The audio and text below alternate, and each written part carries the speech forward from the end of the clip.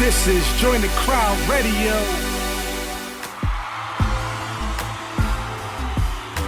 See, when you go out there, baby, I want you to talk to the crowd.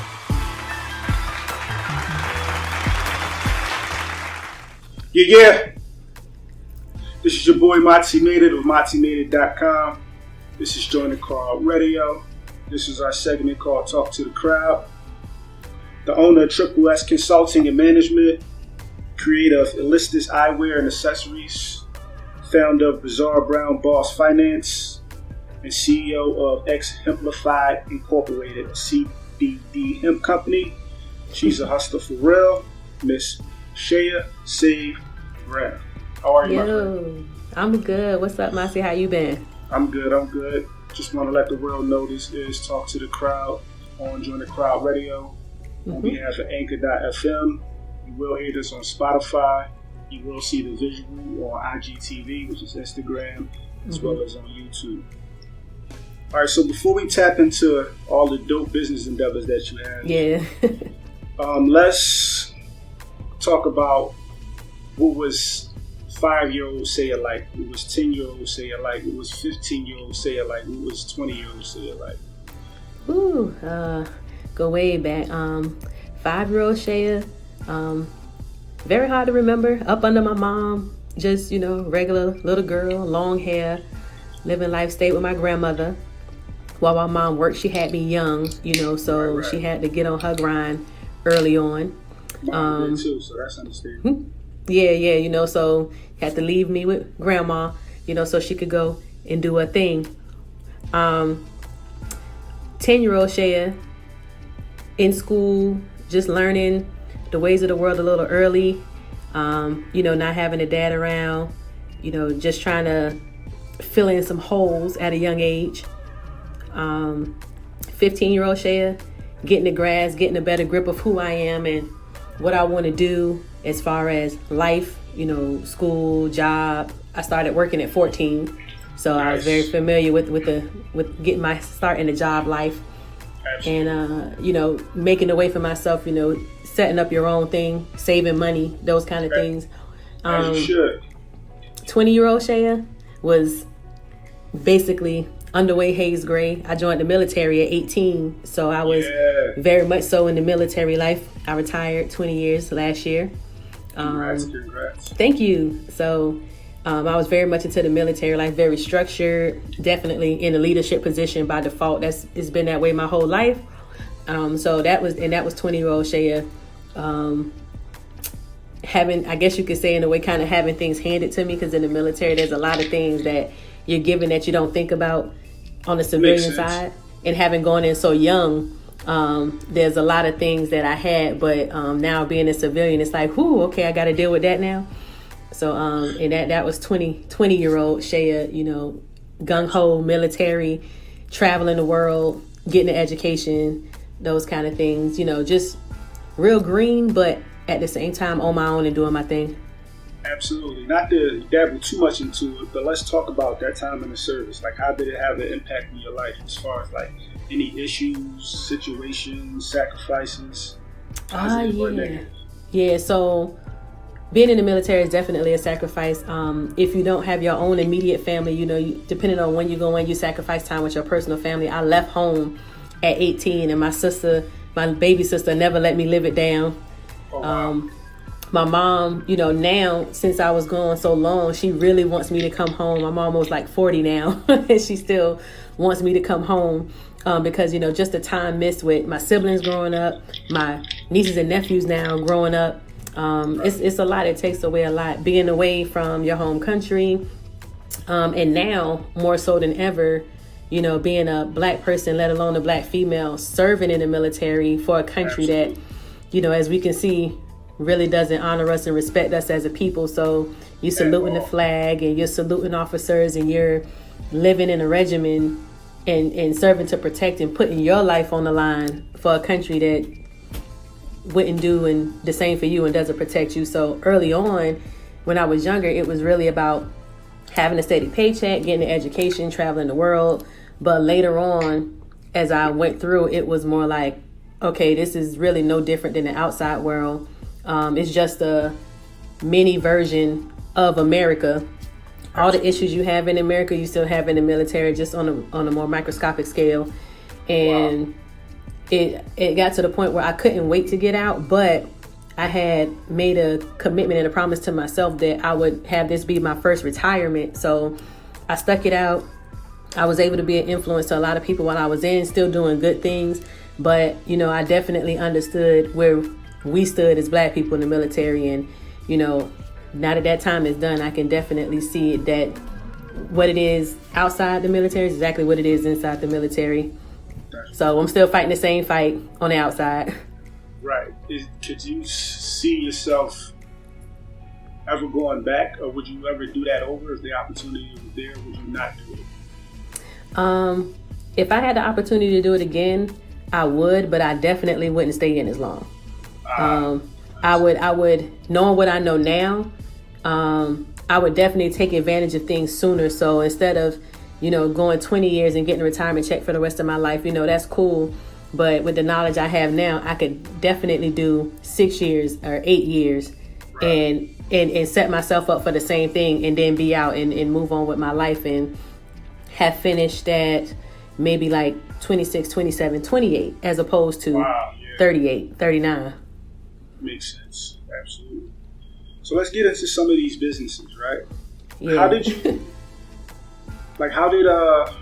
let's start with the first one, Tripple Ess. Yeah. How did that come about? So that's the main vein right there. That came about partially because of the military, being away from home and being in a new place, Virginia, and learning a lot about the area and meeting tons of new people. Once people realize that a lot of people, they start to come to you for a lot of things. So at about 2008, 2009, I would have people who needed things, whether it be music related, business related, brand related. They wanted to be connected with people. And it got to a point where I was always connecting people with other people for whatever they needed. And sometimes it would get exhausting, because not only it's like, oh, you need pictures, here's a photographer, y'all two meet. It was, you need pictures, here's a photographer, let's set the date. I'll be on set because y'all don't know each other, so I'll be the common denominator to make sure everything goes smooth. So it started to turn into a lot more than just connecting people. And after doing that for really a few months, just off the love, I was like, I wonder if people will pay for this. I wonder if people will pay to be connected and to have somebody guide them through whatever it is they're trying to do with their business. And it took me a minute to get started, because I had my doubts, because once you start putting a price tag on stuff, people get a little funny. So, but then I was like, either you're going to do it or you're not. So what you got to lose? So I went ahead and did it, and I've been rocking with it ever since. It became official in 2014, and been going hard ever since. Right, and there is like a merch brand connected to that as well, right? Yeah, just promotional merch. I got on one of the tees now. Says "Trap Professionally." Basically, what that means is I am definitely not the corporate type of chick. So you won't catch me in, the nice little blazer and the pencil skirt unless I absolutely have to for meeting purposes, because it just depends on where you are. But I'm definitely an advocate of being yourself and being myself. And so I have apparel to reflect that, so you can trap, you can get it in, you can grind hard, and be yourself. If you're hood, if you street, whatever you are, you can be that and still be professional and still get the job done and still run your business. So that's what that stands for. And it's a few tees and hats and stuff associated with that I push with the business. That's dope, because people got to realize we spend a lot of our time going to these jobs, working for these corporations and these businesses, and we're actually getting them rich. We never take our time to step out of that to get ourselves wealthy or to establish our own businesses. So it's good that you can put those two ideas together, create a brand that's helping people, but also have a merch brand attached to it. It's pretty dope. Right.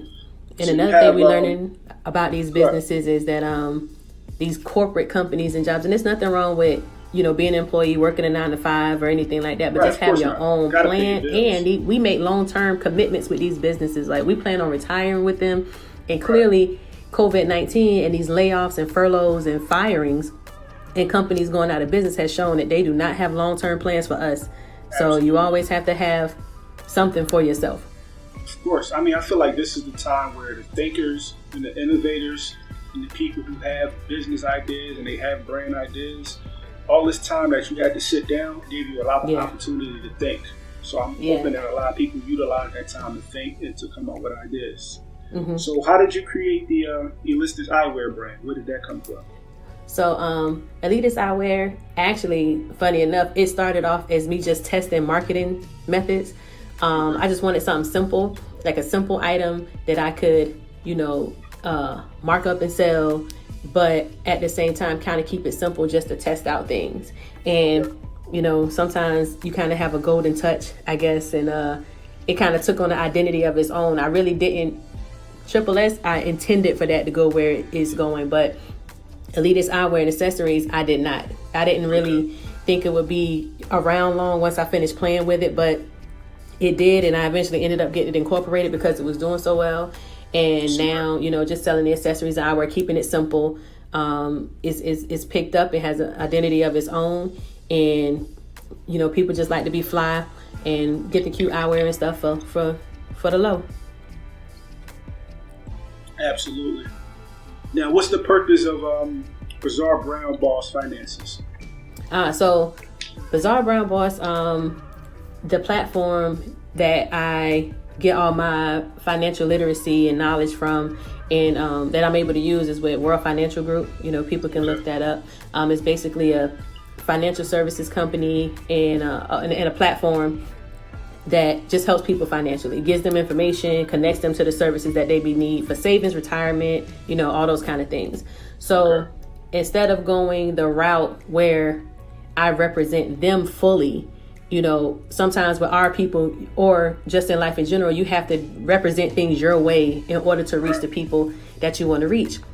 So I came up with Bizarre Brown Boss because, I'm brown, I'm working to be a boss. And sometimes it's bizarre to see us in the field talking about finances and teaching people about taxes and savings and growing your money and things like that. So that's why I came up with Bizarre Brown Boss, and that's based on just helping share financial literacy predominantly to the Black community, answering questions, setting up plans, and just letting them know that money and saving money and leaving a legacy and wealth building is for us too.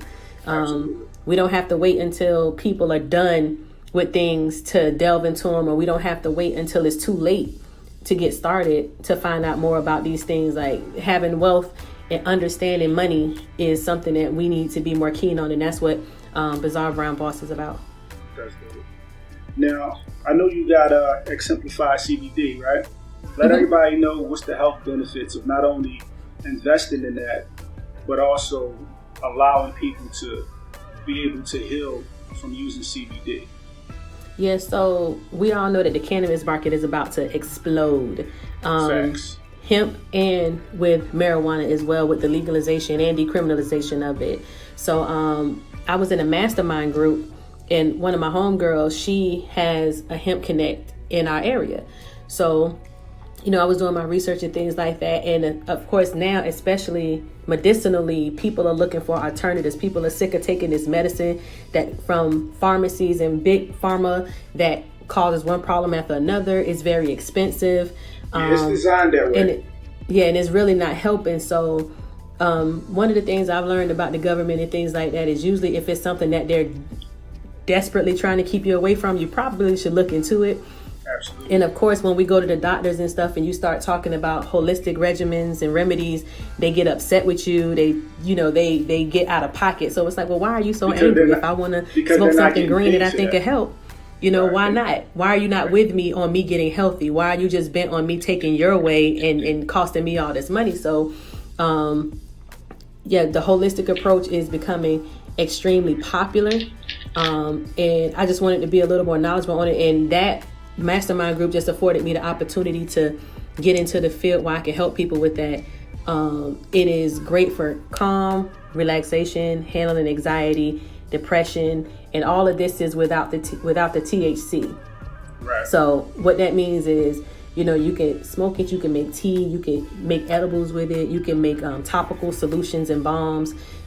without, if you work without popping positive on the drug test, because there's no THC. There's two sides to the cannabis tree, if you will. You know, you got the THC side and you got the hemp and the CBD side without all the THC. So that's a huge benefit of it, because sometimes people want the relaxation factor of marijuana, but you can't take it because of testing. Pop positive on the test. So I got into that field, and I also have a friend here who has his own farm. So I've started working with him, and right now we got, of course, the premium hemp flower. I have bath bombs, a roll-on gel for like the outside, and then I also have an oil for ingestion. Oh, and then, gotta send me some of that stuff. Definitely spread the word. Yeah, absolutely. So I can send you some of that, and I mean, it's just good to be in the field that helps people feel good, if you know what I mean. And it's beneficial for the future. Like the hemp plant, yes, and the cannabis plant has been around for centuries, for ages. And there was always health benefits to it, but because we live in a society where the criminal empire is so high, they found ways to put that plant in reference to being a criminal, which is sad, because at the end of the day, they know lawyers, judges, police officers, 9 out of 10, they smoking it before work, after work. But they're putting these systems to criminalize people that smoke it or sell it. So it's good to see that turnaround coming around. Absolutely. I appreciate that. So with all your brands, your businesses, everything that you got going on, what do you feel like is like the next step for you? Like in the next coming months, years, like what's your direction? Well, right now I'm working on, because when you do a lot, you tend to be all over the place. Right. And some people will say that you should focus on one thing and perfect that. And some people say, you know, it takes multiple revenue streams to fund a dream, so you should do as much as you can handle. And that's kind of the side that I'm on. So one of the things that I'm focusing on right now is just basically streamlining those businesses, making them as efficient as possible so that I can handle them, because I'm solo right now. And actually getting them to a point where they start to build, because with businesses you can make transactions all day. You can spend money and you can make money. You can spend money, you can make money. But what the money that you're making, what exactly is it doing? What exactly is it building? And I think as business owners, sometimes we forget that element. It's like, for example, I use Elitist Eyewear because that's an actual tangible item. So I can sell sunglasses and I can sell accessories, cool, and I make that money. But if I take that money and I go and I buy more accessories, you know, I'll increase my inventory. But what is the money doing for my business in the background? Is it invested in stocks? You know, is it in a CD or an IRA or something where it can actually build wealth as a business? And I think that's the part that sometimes we forget as a business owner. So I'm streamlining my business and getting things in order for, you know, financial accountability, operations accountability for all my businesses, and just making sure that they're actually producing and doing the best that they can do, because we all get into this thing to make money. We all get into these businesses to hopefully retire and be able to sustain our life. But if we don't pay attention to that aspect of it, you'll just be buying and selling. You know, that's it. Product and services. Right. It won't really build anything for you. In the future, you know, despite these COVID streets, you know, I'm hoping to attend more events and to put on more events.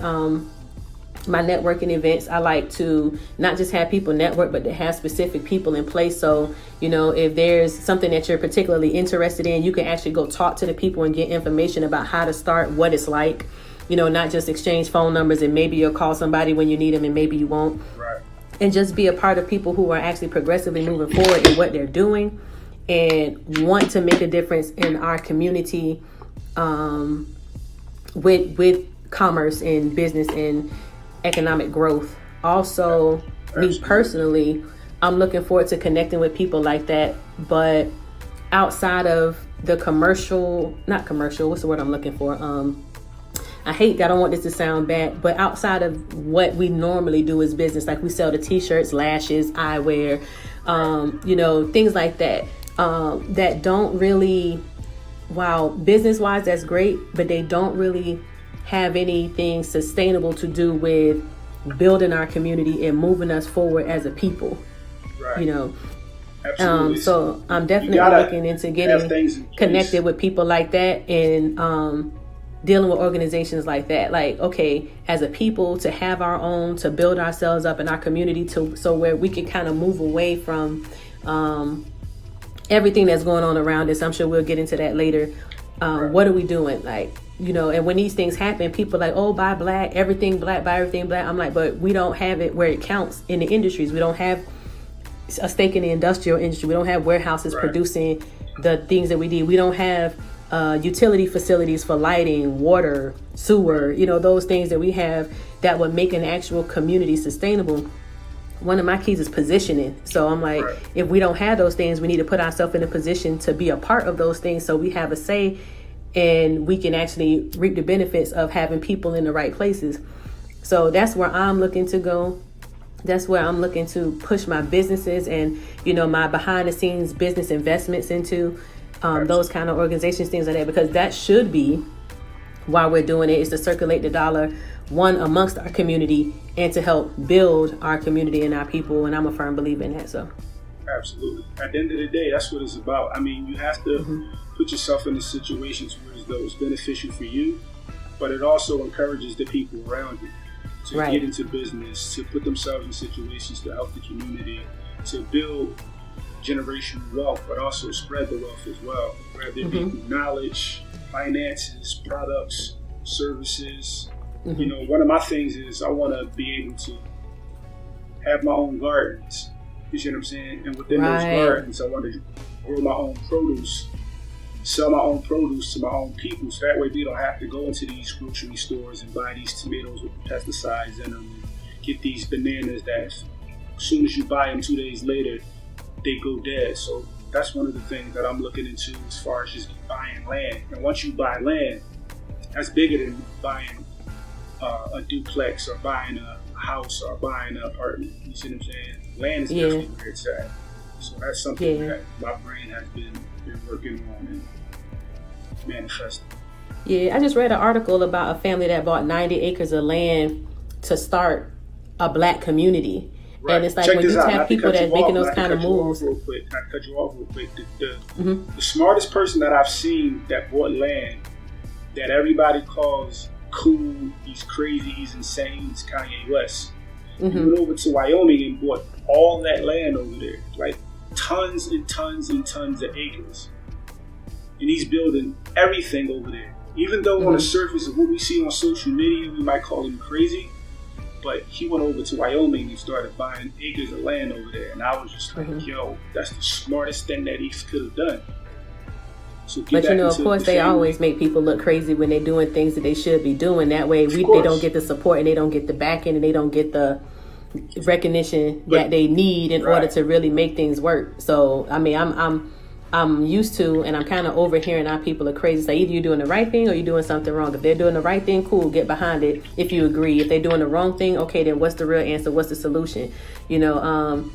People thought that the Wright brothers was crazy when they talked about building an airplane, but they did it. Right.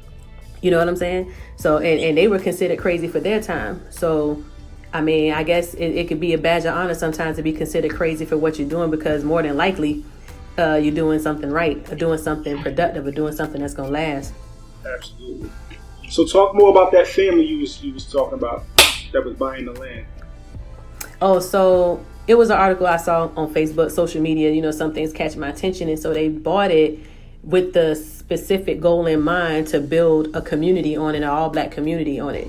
And so what I'm saying is that we have to pay attention to people like that, and like you said, Kanye West, people who are out here buying land, to what we can do to build it. Right. Because we can't build it with t-shirts. I mean, you can build it with the money generated by your business if you give an input and you invest. But on the surface, it takes a lot more in-depth research. It takes a lot more in-depth participation in finding the resources to get those kind of goals up and going. And in times like this, with like George Floyd and with the recent shooting, we are very hard on each other.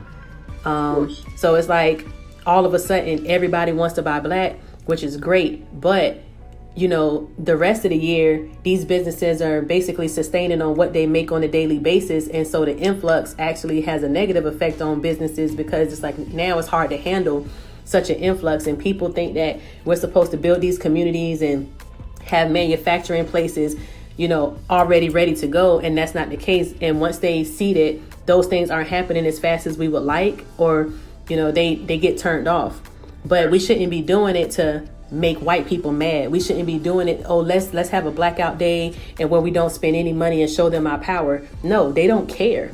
They don't care. They don't give a fuck. So it's like, at the end of the day, it's like we should be doing this every day as a lifestyle, making a shift towards these things. Don't do it for a day. Do it exactly, for a like do it so we have this legacy to leave forever. So as we move, we set things up, our children set things up, our children's children set things up. So eventually we get to that place where we are self-sustaining, with land and all the resources that we possibly need. And we can actually go back to, or be a new age Black Wall Street, and hopefully they leave us alone, because that's what they act like they want. They want us to leave. They don't want to be bothered. So, we have our own place and we're sustaining ourselves, and we don't need any outside assistance. So to say, not outside business, but outside assistance, that we should be fine. But it's a mindset that we have to shift into every day. Like everything we use, your toothpaste, your, clothes, anything that you can do, like just make a contract. Like, can I get this from a Black owned company? Let me see, right. Or can I invest this into a project to help better my community, or any projects nationally that have our best interests at heart and are really trying to make moves for us. Let me find that out. Like, that's just the stuff that has to be on your mind. And I'm finding out it's not a lot of people who have the patience to do that. I mean, we're put in a bubble in a sense, because we have sports, we have entertainment, we have fashion, we have music, we have television, and all those things are programmed, in my mind, to take us away from the things that we really need to be doing. Absolutely. You see what I'm saying? So at the end of the day, you got to learn how to deprogram yourself if you want to do better for yourself. It's just that simple. If you want to do better for yourself, deprogram yourself, because society is designed for you to be a person that's considered a buyer. I want you to buy this, I want you to buy this, I want you to buy this, I want you to buy this, I want you to buy this. We live in America. America's society is built off debt. So as long as they can keep us in debt, us meaning no matter who you are, gay, straight, black, white, orange, green, purple, Muslim, Christian, Buddhist, whoever you are, as long as you're a person that's buying, you're going to always be in debt. So your mindset has to be, when can I become a seller? Or when can I become an investor? Or when can I become an entity, a product, a business, a CEO? And that's when you'll start to see life change for you, Right. I just want everybody to know that this is Talk to the Crowd Radio. Yep. Join the Crowd Radio. Your boy MotzyMadeIt of MotzyMadeIt.com. JoinTheCrowd.com. Talking to the one and only Save. So let's get into all your social media contacts. Let everybody know where you're at, your websites, your URLs. Ooh, Lord. I got a few. When you have a few businesses, you have a few pages that you run. Break primarily, I am Shaya Say Smith. That's my personal page on Facebook. And then, of course, I have business pages on Facebook. Tripple Ess Consulting and Management, Elitist Eyewear, two E's after that for Elitist Eyewear. Bizarre Brown Boss, and ExHemplified Lives is the CBD hemp page. Spell it out for everybody so everybody can know exactly how you spell it. Exemplified. Yeah. Exemplified is ExHemplified. Exemplified. So there's like hemp in the middle, kind of catchy, razzle dazzle, It is catchy, absolutely. Yeah. So those are the pages on Facebook, and then they also have the corresponding Instagram pages for Tripple Ess Consulting and Management. That one is the S word, TheEssWord. It's kind of like my business, but a little bit personal page. Then there's Elitist _Eyewear, Exemplified Lives, and Bizarre Brown Boss, all on Instagram. Websites are www.theSword.com, ElitistEyewear.com. Bizarre Brown Boss is a Linktree link, so you would put in, www.linktree / Bizarre Brown Boss. Nice. And Exemplified Lives is www.exemplifiedlives.com. Absolutely. Like I said, put this together for actual people with real life issues, real life situations, actual dreams, real life sacrifices. That's what Talk to the Crowd is all about. This is going on Join the Crowd Radio. I'm your boy MotzyMadeIt of MotzyMadeIt.com. Join the crowd. Just want everybody to really tap into what Shaya is talking about. I've known her for a long time. It's great to do an interview with her. You guys get some insight and get in touch with her as soon as possible. Some hit me up. I'm active out here. Absolutely. You need some help. You need some consulting. You need some finance advice. Definitely get with her. I want to say thank you for joining us today. Thank you. Until we talk again. Absolutely. All right. Have a good one. All right. You too. Bless. See, when you go out there, baby, I want you to talk to the crowd.